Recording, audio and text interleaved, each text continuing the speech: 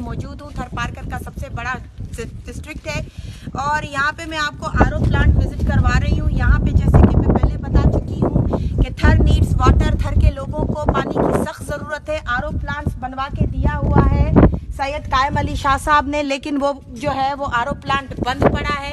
और मैं आपको दिखाती हूँ कि उन मशीनों पर जंग चढ़ा हुआ है, मट्टी चढ़ी हुई है और काम करने की वजह से मशीनरी जंगती चली जा रही है। ये पूरा आरओ प्लांट है, हुकूमत की तरफ से छाछड़ों के लोगों के लिए लगाया गया, लेकिन अफसोस के साथ कहना पड़ रहा है कि यहाँ पे डीजल नहीं है।